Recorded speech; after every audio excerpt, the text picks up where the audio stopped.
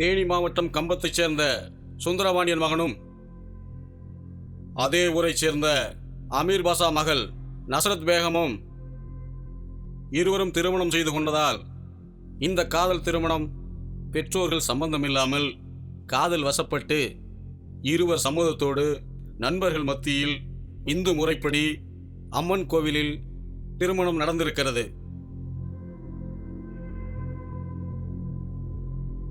இருப்பினும் இந்த திருமணத்திற்குரிய வயது பெண்ணுக்கு இல்லை என்பதால், அதாவது திருமண பெண் நஸ்ரத் பேகம் சட்டப்படி மைனர், அதனால் இந்த திருமணம் சட்டப்படி செல்லாது. எனவே இந்த இருவரும் 2 மாதம் காத்திருக்க வேண்டும் என்று இந்த கோர்ட் உத்தரவிடுகிறது.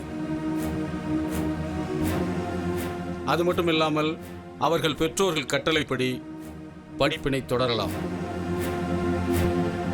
2 மாதம் கழித்து சூர்யா நஸ்ரத் பேகம் இருவரையும் கவுன்சிலிங் வைத்து அப்போது அவர்களின் மனநிலையை சோதித்து சேர்த்து வைப்பதுதான் முறையாகும்.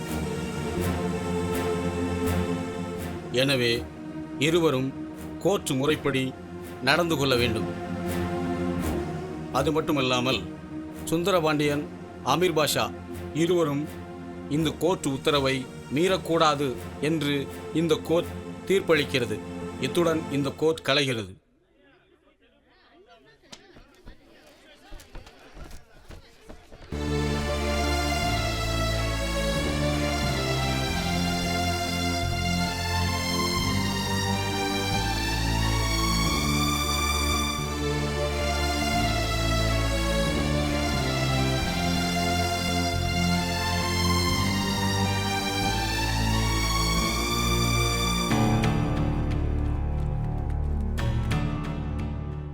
மாப்ள, விஷயம் இந்த அளவுக்கு முத்தி போகும் நான் நினைக்கவே இல்லை.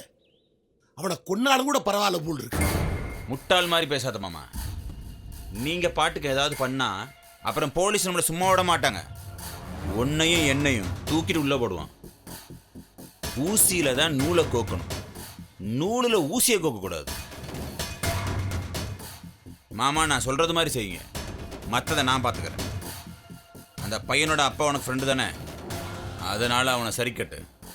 இந்த 2 மாத கேப்பில் நான் அவளுக்கு பாஸ்போர்ட் ரெடி பண்ணி துபாய்க்கு கூட்டிகிட்டு போயிடுறேன். அது மட்டும் இல்லை, நான் இன்றைக்கே ஊருக்கு கிளம்புறேன்.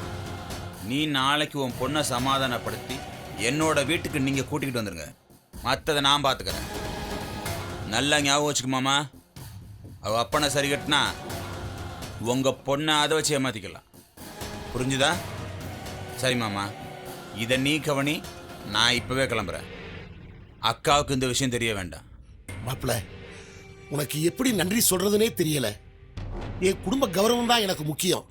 என் சொத்து பூரா உங்க பேர்ல எழுதி வச்சிடுறேன். முதல்ல நான் சொல்றதை செய்யுங்க, அதுக்கப்புறம் உங்க நன்றியை நான் ஏத்துக்கிறேன். வரட்டா?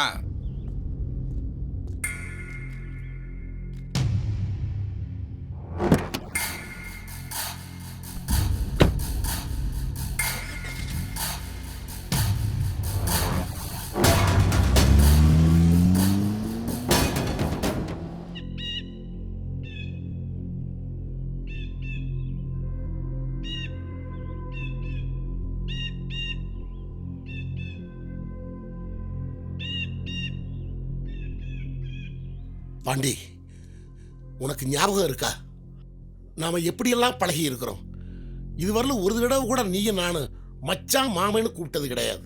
ஆனா இந்த காலத்து பசங்க ஜாதி பார்க்காம மதம் பார்க்காம மாமே மச்சான்னு எவ்வளவு சந்தோஷமா கூப்பிட்டுக்கிறாங்க. அதை பார்த்து நானே பல தடவையில் ரொம்ப சந்தோஷப்பட்டிருக்கேன். ஆனா இப்ப நடந்தது நினைச்சாதான்ப்பா ரொம்ப பயமா இருக்கு.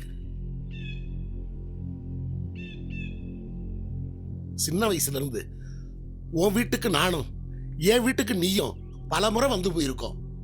நீ நினைச்சிருந்தீனா என் தங்கச்சியை காதலிச்சிருக்கலாம். அதே மாதிரி நான் நினைச்சிருந்தா உன் தங்கச்சியை காதலிச்சிருக்கலாம். ஆனா நாம 2 பேருமே நட்பை தவிர வேற எதையுமே சிந்திக்கலையே. சூர்யா என் வீட்டுக்கு வரும்போதெல்லாம் அங்கிள் ஆன்டி அப்படின்னு தான் கூப்பிடுவான். அதை நாகரிகத்தோட வளர்ச்சின்னு தான் நினைச்சேன். அவன் கூப்பிடுறத பார்த்து ரொம்ப சந்தோஷப்பட்டேன். ஆனா இப்பதான்ப்பா தெரியுது அவன் எதை குறி வச்சு அப்படி கூப்பிட்டுருக்கான்னு. பணத்துக்காக மதம் மாறுறது பெத்த தாயவே விற்கிறதுக்கு சமம்னு நானே பல இடங்கள்ல பேசியிருக்கேன். என்னால என் மதத்துக்கு ஒரு சிறு களங்கமும் ஏற்படக்கூடாது. நீ என் நட்பை மதிக்கிறதா இருந்தா எனக்காக உன் பையன்கிட்ட என் மகளை மறந்துட சொல்லு. 40-50 வருஷமா கட்டுக்கோப்பா இருந்த நம்ம ஊரு இன்னைக்கு ரெண்டு பட்டு போச்சு. ரெண்டு பட்டு போன இந்த ஊரு பழையபடி ஒன்று சேரணும். அதுக்கு கோர்ட்டு கொடுத்த 2 மாச டயத்துக்குள்ள நாம நினைச்சா அந்த காதலை பிரிச்சிடலாம். இதை தவிர எனக்கு வேற வழி தெரியலப்பா. அடுத்த ஜென்மத்துல நாம 2 பேரும் ஒரே மதத்துல பிறந்து நாம 2 பேரும் சம்மதி ஆயிடுவோம்.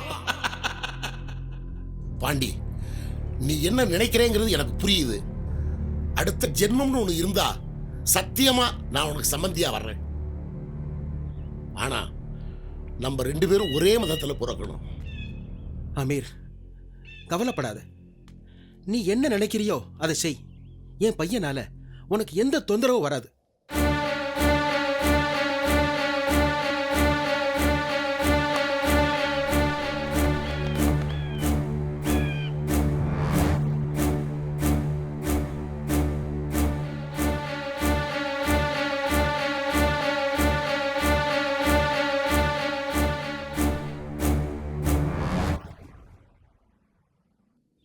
காலையில விடியறதுக்கு முன்னாடி என் பொண்ணை கூப்பிட்டுட்டு நான் நாகூருக்கு போறேன். இது யாருக்கும் தெரிய வேண்டாம்.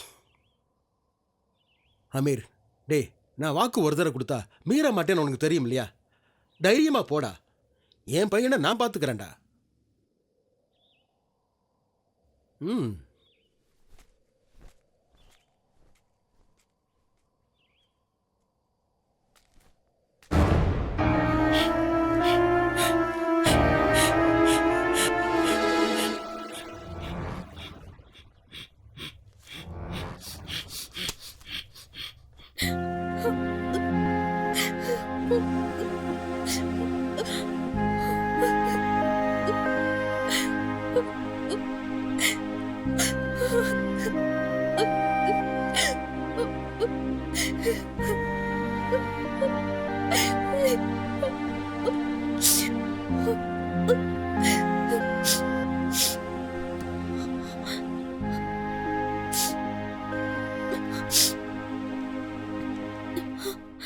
பேகம், இங்க வா. இந்த வாரங்க. என்னங்க? உன் பொண்ணுகிட்ட சொல்லு, சூர்யா கிட்ட எல்லா விஷயத்தையும் நான் பேசிட்டேன். நான் பண்ணது தப்பு தான். என்னால் இந்த ஊர் பிரிஞ்சு போக வேண்டாம். இதோட உங்க பொண்ணை நான் மறந்துடுறேன். இனிமே என்னால் உன் மகளுக்கு எந்த பிரச்சனையும் இருக்காது அப்படின்னு அவங்க அப்பா மேல சத்தியம் பண்ணி சொல்லிட்டு போயிட்டான். சொன்னது மட்டுமல்ல, நேத்தே சென்னை பரப்பிட்டு போயிட்டான். முதல்ல போய் துணிமணி எல்லாம் ரெடி பண்ணு. காலையில 4 மணி பஸ்ஸுக்கு நாகூர் பரப்பிட்டு போய் என் தங்கச்சி வீட்டில் 1 வாரம் தங்குவோம். அப்பவாது மனசுக்கு கொஞ்சம் ஆறுதலா இருக்கும். மாப்பிள்ளை வேற ஆளை காணோம், எங்க போனார்னு தெரியலையே. நல்ல பிள்ளைக்கு அடையாளம் சொல்லிக்காம போறதுதான். இந்த மாதிரி அசிங்கத்தெல்லாம் எவன்டி கட்டுவான்?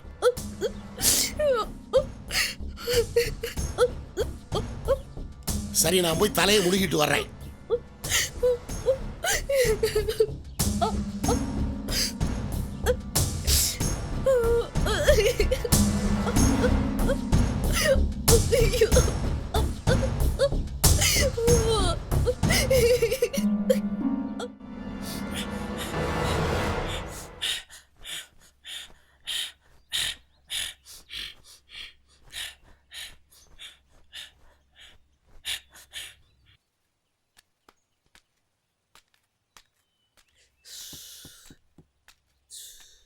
ச்சே, சூர்யாவை பார்த்து 2 நாள் ஆச்சு மச்சான்.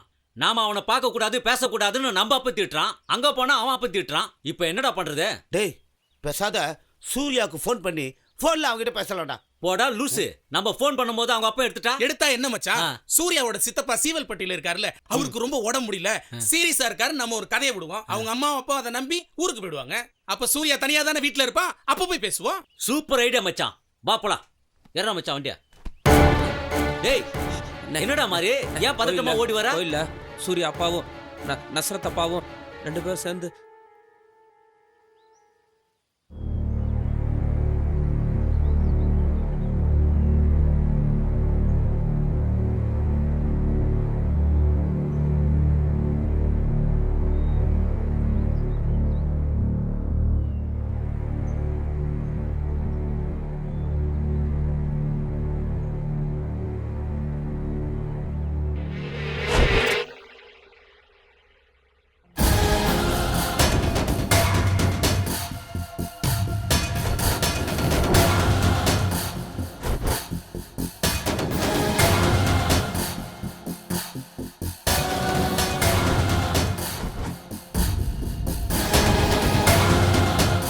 நான் சொல்கிறத நல்லா கேட்டுக்கடா. நசரத்தோட மாமனும் அவன் அப்பனும் சேர்ந்துக்கிட்டு நசரத்தை ஊரை விட்டே கூட்டிகிட்டு போக முடிவு பண்ணியிருக்காங்க. நாங்கள் எப்படியாவது நசரத்தை கூட்டிகிட்டு வந்துடுறோம். நீ எப்படியாவது நைட்டை வீட்டை விட்டு வெளியே வந்துடுறா. 2 பேருக்கும் பஸ் டிக்கெட்லாம் எடுத்து வச்சுருக்கோம். 2 மாதம் எங்கேயாவது கண்காணா இடத்துக்கு போயிடுங்க. உங்கள் வீட்லேயும் அவங்க வீட்லேயும் எந்த பிரச்சனை வந்தாலும் நாங்கள் பார்த்துக்குறோம்டா. 2 மாதம் கழித்து வந்தால் கோர்ட்டு உத்தரவுப்படி நீங்கள் 2 பேருமே புருஷம் பண்டாட்டி ஆகிடுவீங்க. இதை விட வேறு நல்ல வழி இல்லை மச்சான். இந்த விஷயம் உங்கள் அப்பனுக்கும் தெரியும். அதனால் ஜாக்கிரதையாக வந்துடு.